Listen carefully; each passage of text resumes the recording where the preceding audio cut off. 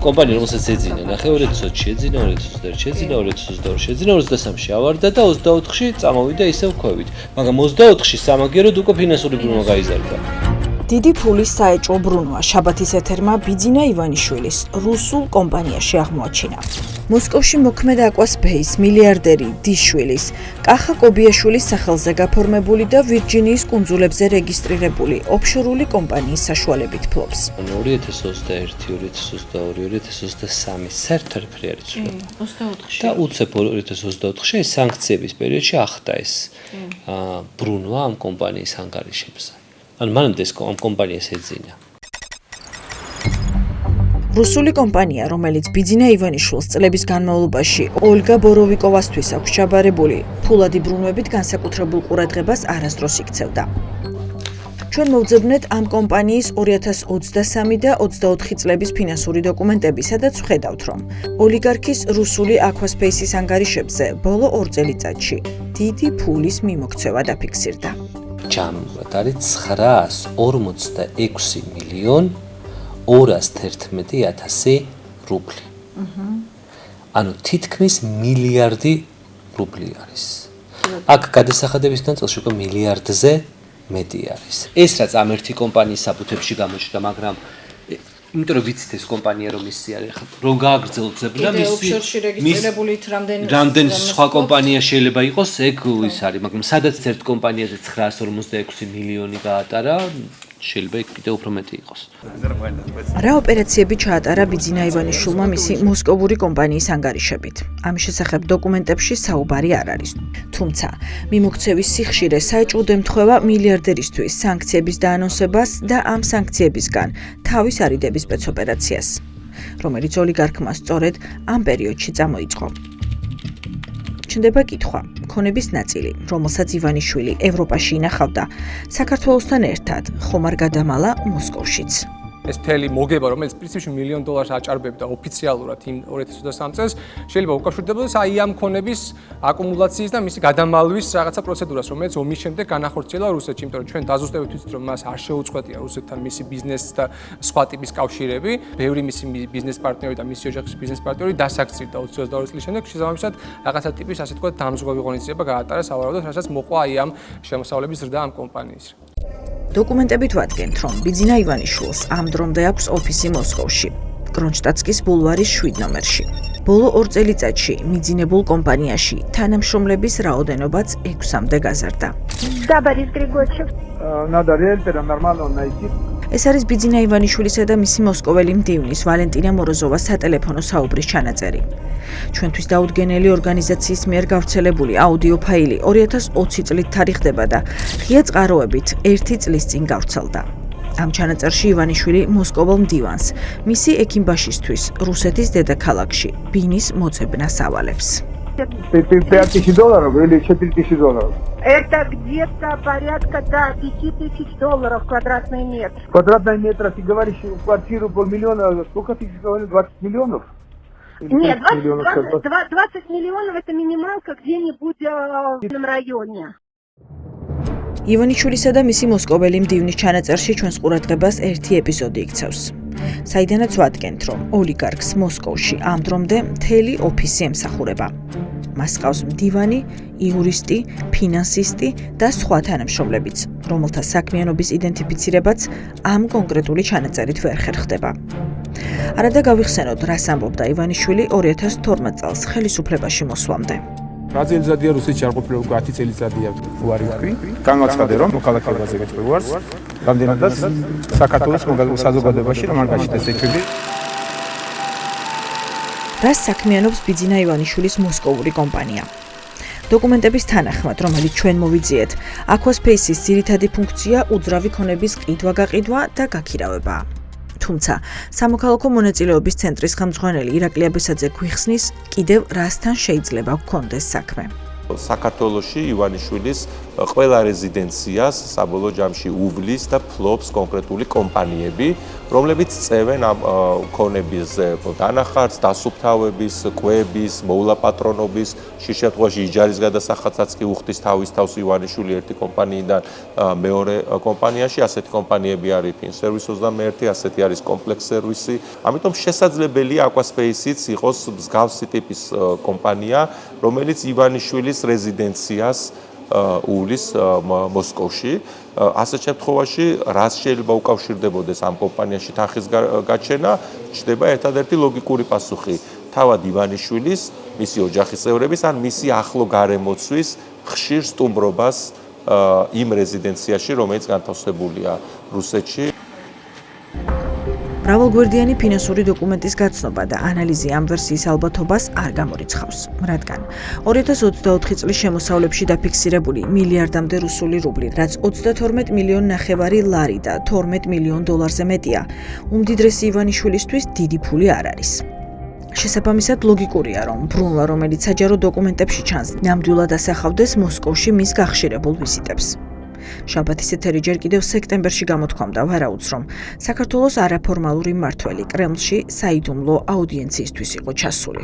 აი ამ არ გაწყვეტილი კავშირისთვის ერთ-ერთი მნიშვნელოვანი, რა თქმა უნდა, არის რეზიდენცია, სადაც ივანიშვილს უნდა ჩაესვლებოდეს, ან მის ახლო გარემოცვას. კიდევ ერთხელ მე არ ვიცი, ივანიშვილი მოგზაურობდა თუ მისი მიერ წაგზავნილი მისი დეიდაშვილი, რომელსაც ახლა ამბობენ მოიძულაო თუ სხვა, მაგრამ მას სჭირდება იქ რეზიდენცია, სადაც ის შეძლებს ჩასვლას, სტუმრობას, სტუმრის მიღებას თუ სხვა კავშირების დამყარებას და შესაძლებელია სწორედ ეს იყოს ის რეზიდენცია, რომლითაც აკავშირებს ივანიშვილს რუსეთთან ფიზიკური გაგებითაც.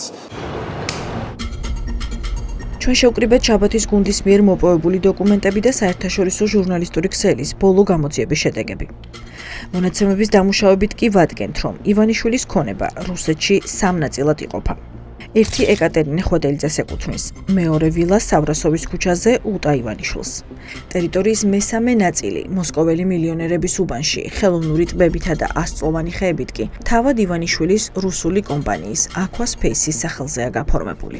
მაგის ზემოთ ნაწილი არის, რაც 2024-ში გახდა ამათი. აი ამ ქუჩამდე, აი ეს მაგათია სულ. აი ეს სახლებით ესენი მაგათი. ანუ ეს ნაწილი 2024-ში მიერთეს, იმიტომ რომ ამ დიდ ტერიტორიაზე ქონოდათ წვდომა. აი, ეს არის უკვე მაგათი.იანობაში 52677 კვადრატული აქვთ ახლა. სატელიტური და 3D რუკების საშუალებით ახლა იმ ტერიტორიას ვათვალიერებთ, რომელიც ბიძინა ივანიშვილის კომპანიის სახელზე წლებია გაფორმებულია. ჩანს, რომ აქ ახალი ჯერ არაფერი აშენებულა. მოსკოვის მეტროს თანამშრომლების დასასვენებელი პანსიონი, რომელიც ივანიშვილის საკუთრებად იქცა, სამშენებლო ღობით არის შემოსაზღვრული. ჩნდება ლეგიტიმური კითხვა. ფული რუსული კომპანიის ანგარიშზე აქ, რუსი ოლიგარქების უბანში, ახალი რეზიდენციის მშენებლობისთვის ხომ არ გადაიტანა. ვერ ვიტყვით, რომ ეს არის რაიმე მსხვილი და სერიოზული ბიზნესი, თუმცა ეს მართალია, რომ ომის დაწყების შემდეგ და ბიძინა ივანიშვილის მიმართ სანქციებზე საუბრის და დაწესების შემდეგ ეს კომპანია გააქტიურდა რუსეთში. ეს მართლა ასეა. სავარაუდოა, რომ რაღაცა სხვა მიზნისთვის არის გამოყენებული ეს კომპანია, ხო? ივანიშვილების ოჯახს არ უთქვამს რუსეთზე უარი. თუ ივანიშვილმა რუსეთთან ყველა კავშირი და ბიზნესი გაწყვიტა, რისთვის ინარჩუნებს კომპანია Aquaspace და რატომ ბრუნავდა მისი ამ რუსული კომპანიის ანგარიშებზე თითქმის მილიარდი რუბლი. რადგან ოლიგარქი ჩვენთვის მიუწვდომელია, ეს კითხვები მისი გუნდის წევრებს დავუსვით. რუსულ რუბლებზე თქვენ ძალიან ბევრ საუბრობთ და ბიძინა ივანიშვილი რომ ისევ რუსულ ბიზნესს დაუბრუნდა, შეძლებთ მის გაკრიტიკებას, ბატონ შალვა? ეს ადამიანი არის ის ადამიანი, რომელსაც ისტორიაში არავის არ გაუკეთებია, იმდენი საქართველოსაც რომ გააკეთა. ბატონ შოთა, ეს მნიშვნელობა არ აქვს ეს როგორი ფულით გაკეთდება? რა ფულით გაკეთდება? რუსულ ფულზე არ გაქვთ პრობლემა? ის იყო რუსეთში, რა თქმა უნდა, რუსეთში იშოვნა ფული ჩამოიტანა საქართველოში და რატომ აამუშავა ხელახლა ეს ბიზნესი, რა ინფორმაცია გაქვთ? ეს არის თქვენსმრიან მოგონილი რაღაცა ისტორია. კონკრეტული დოკუმენტით გესაუბრებით, Aquaspace-ზე გელაპარაკებით კონკრეტულ კომპანიაზე. და სხვისი რუსული ფული თუ პრობლემაა, ბიძინა ივანიშვილის რუსული ფული არ არის პრობლემა? სამწუხაროდ ეს სიტყვაზე ვერ გენდობით. სიტყვაზე დოკუმენტებს რომ ნახავთ არ მოგერიდებათ მერე? ზუსტად აგრძელებთ მდინარაძის ტრადიციას, ვის ნაცვლადაც შემოხვედით. გილოცავთ. ამუშავა რუსული ბიზნესები, 70 მილიონიანი ბრუნვა ქონდა შარშან. და პასუხი არ გაქვთ, ეგ არის პრობლემა, ჩემი აზრით. თქვენს ლიდერზე არ შეგიძლიათ ხო არაფრის თქმა, მესმის პრინციპში. ხო და მითხარით, მაგრამ ივანიშვილზე ვერ იტყვით ალბათ, ხო? ვერ იტყვით ალბათ ივანიშვილზე მესმის ბატონ ლევან. თქვენ გავხართ ნამეცადინებს. ლევან მაჭავარიანი მეცადინეობაში ყველაზე ბეჯითია. ახალბედობისას ის სიტყვით გამოსვლის ხელოვნებაში ანრი ოხანაშვილმა დააოსტატა. ეს კადრები ჩვენმა ოპერატორმა იმ დროს გადაიღო, როდესაც დიმიტრი სამხარაძის მოადგილეობიდან პარლამენტში მოხვედრილმა მაჭავარიანმა ფორიაქი ვერ დამალა და მიკროფონის ჩართვამდე ტექსტი არაერთხელ ოხანაშვილის თანდასწრებით გაიმეორა. ტაქტიკა უცვლელია. ოღონდ ბიძინა ივანიშვილის შესახებ კითხვას პასუხი არ გასცენ და მზად არიან ყველაფერზე ისაუბრონ. თქვენთვის რატო არ არის პრობლემა? რა?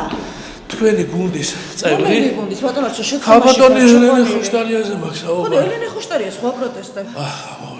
ამიტომ არ უნდა ირბინოთ ბატონო ვარჩი. არა. დაჩერდით და ისე მიპასუხეთ. შარშან მერცე 2024-ში. სიტყვაზე ვერ გენდობით. ვიტუმეტეთ რუსულ თანხებთან დაკავშირებით, როდესაც ელენე ხოშტარია წლების განმავლობაში ამტკიცებენ ბიძინა ივანიშვილის რუსული ფულია. აგერ ფაქტს გაჩვენებთ, გაჩერდით დოკუმენტს გაჩვენებთ ბიძინა ივანიშვილის რუსულ მილიონებს.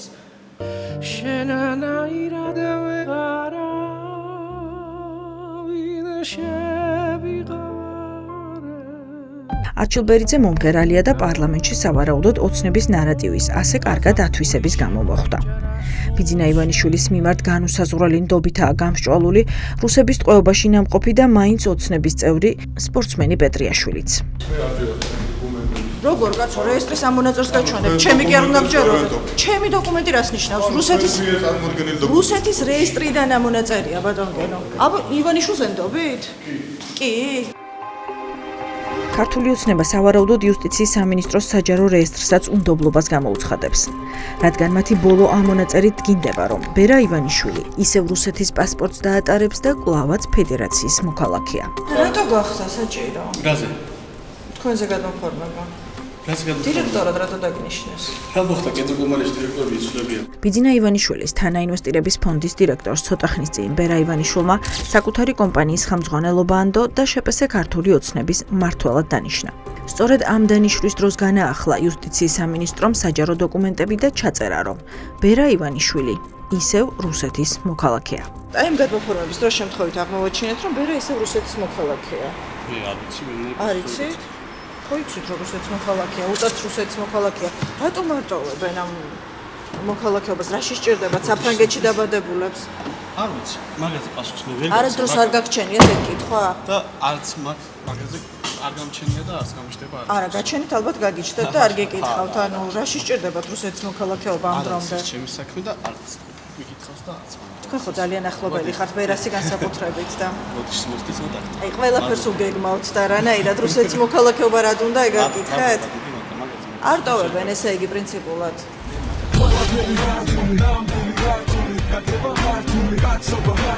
ეს პატრიოტული სულისკვეთება წინასაარჩევნო კამპანიის ნაწილი აღმოჩნდა. საფრანგეთში დაბადებული ბერა და რუსეთში დაბადებული უტა ივანიშვილი ამ დრომდე რუსეთის ფედერაციის პასპორტს და შესაბამისად ოკუპანტი ქვეყნის მოქალაქეობასაც ინარჩუნებენ. ქვეყნის არაფორმალური მმართველის ოჯახის გადაწყვეტილების ახსნა ოლიგარქიის დეპუტატებსაც უჭირთ. საქართველოს მოქალაქეები არა ნეგვითი? არა, არიან კი საქართველოსიც. მაგრამ რუსეთის რაში სჭირდებათ? სხვა საინტერესო კითხვაა. ჩემთვის ეს არის საინტერესო. თქვენ რა გესიამოვნებათ, რა კითხვა დაგისვათ? რატომ მარტოვებენ ბერა და უტა ივანიშვილები რუსეთის მოქალაქეობას, როგორ ფიქრობთ? არ გითხრა. რაში შეიძლება სჭირდება? რა მოვიფიქრო, ახლა მაგაზე ხო ვერ მეტყვით, რომ ასე არ არის. ეგ ხო ფაქტია, რომ ასეა და რაში სჭირდებათ? რატომ არ გაქვთ პასუხი ბატონ დავით? ბიძინა ივანიშვილი ხელშეუხებელია, ვერაფერს იტყვით? უტა და ბერა ივანიშვილების რუსული პასპორტები. ბიძინა ივანიშვილის ძმის ალექსანდრე ივანიშვილის ღვინის ბიზნესი რუსეთის ფედერაციაში. ეკატერინე ხვედელიძის სწრაფვა რუსული დიპლომებისკენ და ქონება, რომლის მოცულობა სულ უფრო და უფრო იზრდება, კორუფციის მკვლევარებს აძლევს იმის თქმის საშუალებას, რომ ივანიშვილის კავშირი დიდ დერჟავასთან უწყვეტია და ეს არის ჟესტი, რომელსაც ოცნების ლიდერი პუტინს უძღვნის. შეიძლება ბიძინას და ეკაც იყვნენ, ეკასაც კონდეთ დღემდე რუსეთის მოქალაქეობა, ანუ ეგეც შესაძლებელია. ანუ მათთვის, ანუ ასეთი ადამიანებისთვის ეს არის სტანდარტული ქმედება, რომ თავისთვის და მათი ოჯახის წევრებისთვის აქვთ რამდენიმე მოქალაქეობა. მათ ჭირდებათ ხოლმე ეს იურისდიქციების ჟონგლიორობა. ხო, ანუ სად ჯობია, რაღაცის დარეგისტრირება, საჯობია, თქვა წაღება ქონების, სხვადასხვა ტიპის აქტივების, რისკებსაც კი ანაწილებს თავის ოჯახზე. ეს საკადასტრო კოდი ჩანს, რომ სისტემა აღარ აქტებს. ანუ ეს იმას ნიშნავს, რომ ეს საკადასტრო კოდი მიწის გაიერთიანა ან მიიერთა. აი ეს. ამაზე ხო ლაპარაკი, რასაც აქ ხედავთ. კი, აი ნახე, ზუსტად დავადაროთ ახლა მანდ. მოსკოვი, ოდინცოვოს რაიონი, რუსეთის დედაქალაქის ერთ-ერთი ყველაზე ძვირადღირებული და პრესტიჟული საგარეუბნო დასახლება. ტერიტორია გარშემორტყმული ტყის მასივით, რომლის შუაგულშიც ორ წყალსაცავს ვხედავთ. ორი შენობა ნაგებობა ტყის პირას და ამასთანავე ტყის შუაგულშიც. ბიძინა ივანიშვილის საკუთრებაა. ნახე რაღაცა ძველია ბრატ, არჩენილი ეს სავარაუდოდ არის მეტროპოლიტენის აბრის ამბავი. ცოტა აბასთუმნის მსგავსი кейსია, ხო? ხო, აბასთუმნის მსგავსი ტერიტორია არის, იმიტომ რომ აქ წერია, რომ ეს ტერიტორია თავის დროს შერჩეული იყო მეტროპოლიტენის თანამშრომელთა რეაბილიტაციისათვის, მისი მდებარეობიდან გამომდინარე. მოსკოვის მეტრომ მისცა ქონება ეკატერინა ხვედელიძეს 2024 წელს ხდება ეს ამბავი. ბელური ბუნების მოყვარული ოლიგარქისთვის საჩუქარი იყო, რაც გაუკეთეს. ბუდიონოვსკის გზატკეცილი 77 რამდენიმე ათეული წლის განმავლობაში ლენინის სახელობის მოსკოვის მეტროპოლიტენის კუთვნილი სანატორიუმის მისამართი იყო. მეტროს თანამშრომლები აქ კუთვნილ შვებულებებს ატარებდნენ. ისტორია, რომელიც აბასთუმანში ვნახეთ, თურმე რუსული ანალოგის გამეორება ყოფილა. საქართველოში ოლიგარქმა ტუბერკულოზის ცენტრი გააუქმა. მოსკოვში კი მეტროს დამსახურებული თანამშრომლების დასასვენებელი სახლი. ქონების მოხვეჭის ოპერაცია მილიარდერმა რუსეთში ყოფნისას დაიწყო, თუმცა, როგორც აღმოჩნდა, ეს პროცესი არც ამ დრომდე დასრულებულა. ოსისერპის გამოძიების მიხედვით მილიარდერის ოჯახის ბოლო შენაძენი 2024 წლით თარიღდება. და რამდენად უცნაურიც არ უნდა იყოს, ეს უძრავი ქონება უკრაინიდან გაქცეული პრეზიდენტის იანუკოვიჩის რეზიდენციას ესაზღვრება. ამავე რაიონში ცხოვრობს რუსეთის პატრიარქი კირილიც. ეს შეგვიძლია ერთგვარ ჟესტად და ერთგვარ მესიჯად მივიჩნიოთ რუსეთისადმი და პუტინის ხელისუფლებისადმი, რომ ხო, მე მიუხედავად იმისა, რომ წამოსული ვარ რუსეთიდან, მიუხედავად იმისა, რომ რაღაც რუსეთის მოქალაქეც აღარ ვარ და მიუხედავად იმისა, რომ ეხლა ღიად რუსული დროშა შუბლზე გადახატული არ მაქვს, მე ასე ვთქვათ, ვარ შენი იურისდიქციის ნაწილი. და მე ისევ ვარ ნაწილი აი ამ სივრცის, რომელსაც შენ განკარგავ, ეს არის ჩემთვის ბუნებრივი, შინაური და აი ერთ-ერთი სახლი ძალიან პრესტიჟულ უბანშიც კი აქვს მოსკოვში, მის სახელზე რეგისტრირებული, რაც პრინციპში იმის დასტურიც არის, რომ ის პატივცემს აი ამ რაღაცა რუსულ და მოსკოვურ, ასე ვთქვათ, კულტურას.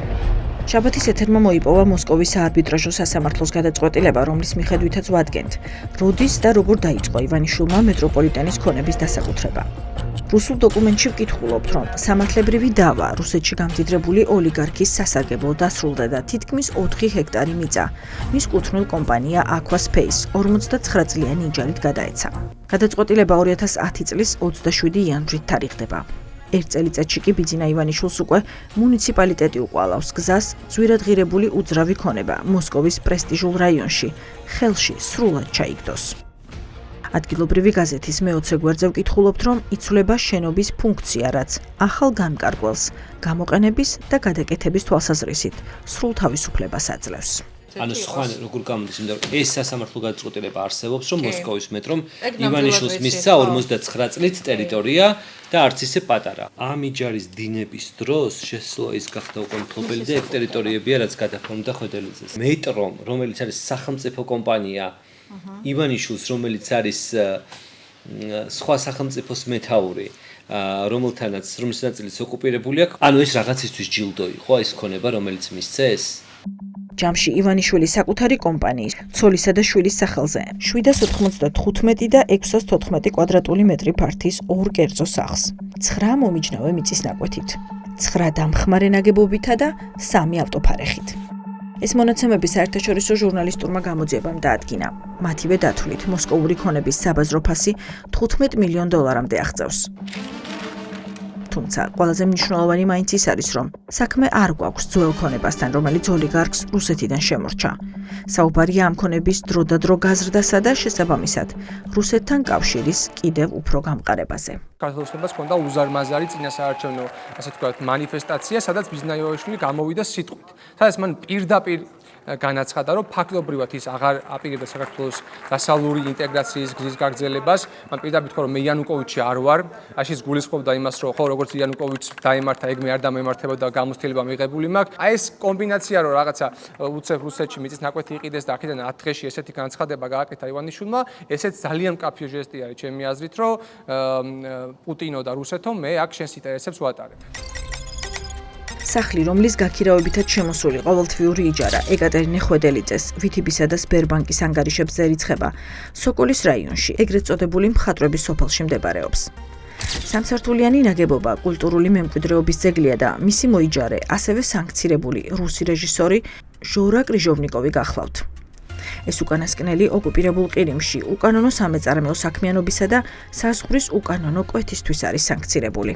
ეკატერინე ხვედელიძეს თავისი ანგარიში, სადაც მას ერიცხება კიდევაც ქირის შემოსავალი მისი ერთ-ერთი გაქირავებული სასახლედან, აქვს VTB ბანკში გახსნილი, რომელიც აგრეთვე სანქცირებული რუსული ბანკი. ანუ ეს ხალხი არათუ უბრალოდ ნაწილი არის აი ამ სივრცის იურისდიქციულად თუ კულტურულად, არამედ პირდაპირ აი ამ სანქცირებული რუსული სერვისების მომხმარებლებიც არიან. უწყვეტი კავშირი, რომელიც გასული საუკუნის 90-იანებში დაიწყო და ამ დრომდე გრძელდება, როგორც ჩანს სანქციების გაძლიერებასთან ერთად კიდევ უფრო თვალსაჩინო გახდება. მაგალითად, მაშინ, როდესაც ტბის პირას, ტყეში, ბიძინა ივანიშვილი აბასთუმნის მსგავს ახალ მოსკოვურ რეზიდენციას ჩადგამს.